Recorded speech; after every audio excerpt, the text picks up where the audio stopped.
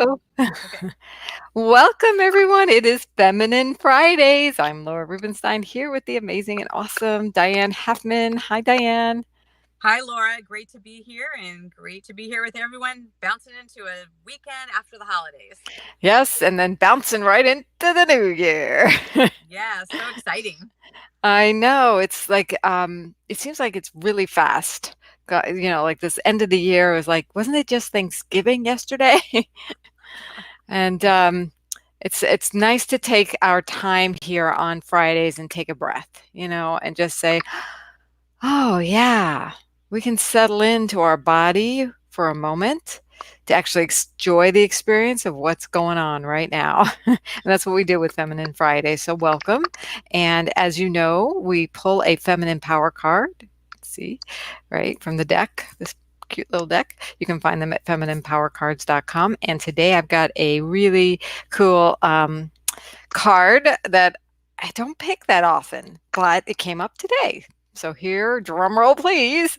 The card of the day is it's right here. I'm going to read it. Healing is the practice of receiving the gift of well-being. Healing is the practice of receiving the gift of well-being. Mm. Wow, So, there's so many layers to that. layers, right? Because the key word in there to me is receiving. It's a very feminine principle, one of the feminine power principles I like to talk about. And then, so as you know, on the back of each card, we have either something to do, an affirmation, or contemplation. This is actually an affirmation because it has a little smiley face there at the bottom. And it's the affirmation is, I am a vessel for healing. Mm, I like it. So it's setting your mindset up for receiving health. So, and I thought this was a really good one since I know a lot of people have had, some stuff going on health wise. There's some things that people are just trying to get through to feel healed, right? So I wanted to give everybody that kind of encouragement and the tool that we can use of our ability to receive. And what comes to mind when you think of receiving and health and Well, it's healing? so funny. I just had a breakfast this morning with my friend Kenlin, and we were just talking about so many of the models of how people are building business is at the expense of their health. And if you don't have your health, I don't care what kind of business you have, that ends up being your number one focus. And there's so many top leaders that may be doing well on their bottom line financially, but their health is one of those things that is a silent sufferer behind the scene of Mm, people who are not taking care of themselves. And I am a huge proponent. If you don't have your health, you don't have anything. I don't right? care what you have. And so this is such a great time of year to take stock on what kind of activities are actually increasing your well-being, and what can you actually be doing, and what can you actually take off your plate that increases your well-being, because that is just the number one thing to do. And Mhm. with women, there's so much over giving in generalities. And I love that you've got the word around receiving. And we have to receive, we have to be that first receiver to receive for ourselves, right? Right. And so when that happens, we can then really hold that container for other people to receive as well. But we have to do that for ourselves first. Yeah, and people think that receiving is passive, and I think we've mentioned this before, but receiving is actually very active Yes. because you have to allow. That's the verb in there. To receive is to allow something Right. to happen, and it's allow greater health. It could be allow healing emotionally, even. So instead of resisting what you don't like that's already here, if we opened up to having something different, like just in your mind, then your body can respond in ways it can soften. It can allow more blood flow, Like if you're tight, it's hard the blood is not able to flow. You go when you're tight and your leg or your arm goes limp, or tingly because you haven't allowed the blood to flow there. So we want to just let physically things to open up and receive and heal. And emotionally as well. So like, can we stop the overgiving? And, here's an example. Like some people are like, I have no idea what it means to receive. Mm. And they make themselves wrong for it even. But you know what? You receive every day. And I'll prove it to you.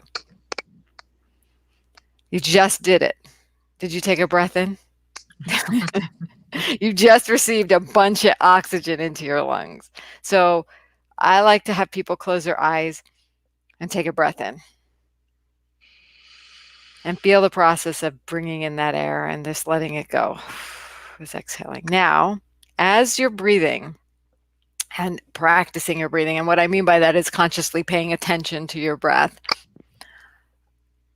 think about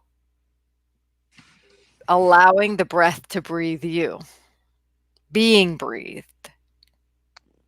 Like as if this process, because most of the time you're not thinking about it. It's happening. You're being breathed, Yeah. It is really cool. And that's allowing.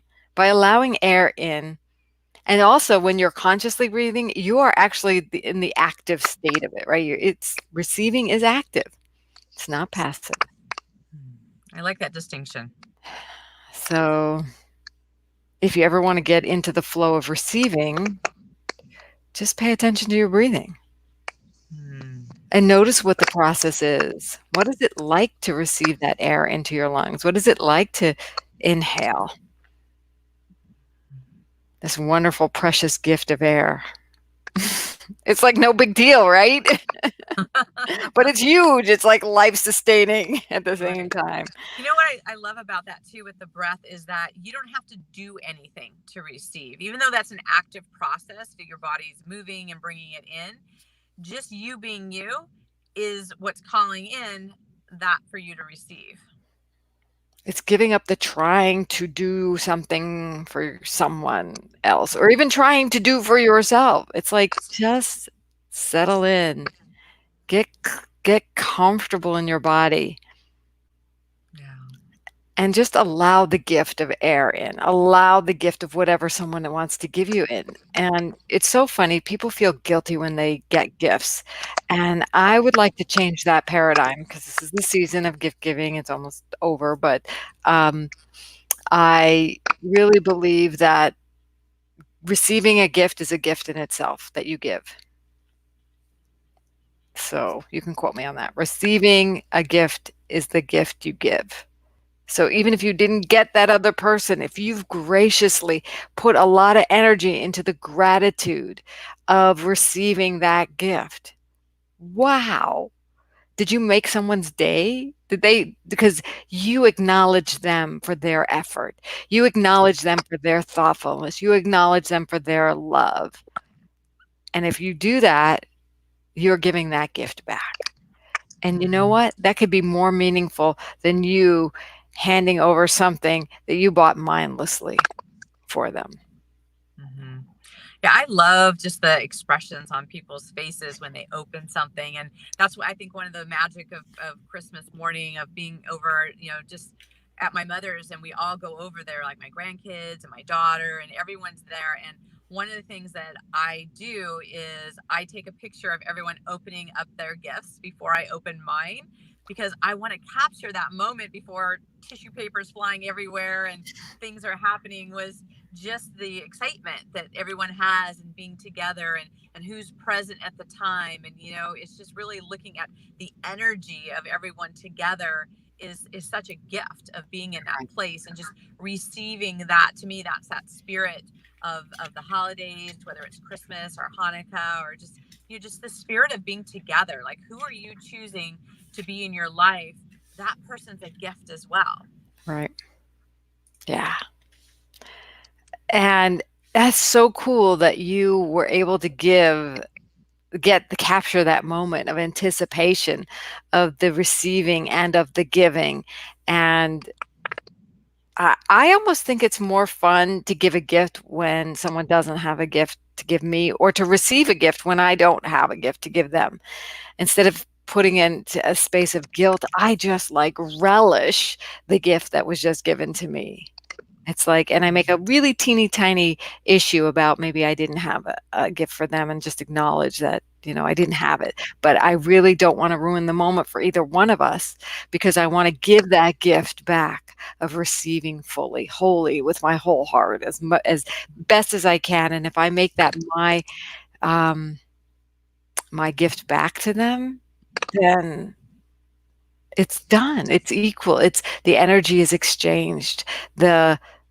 I've done something powerful with receiving, right? It is really a power to receive. It's a form Yeah. of power. It really is. So I want to invite people to receive their health, to receive more positivity, breath. If the only thing you can receive right now is your breath, practice that. See what it's like to actually receive and appreciate this amazing body that can receive breath, right? Just receive yourself in a sense.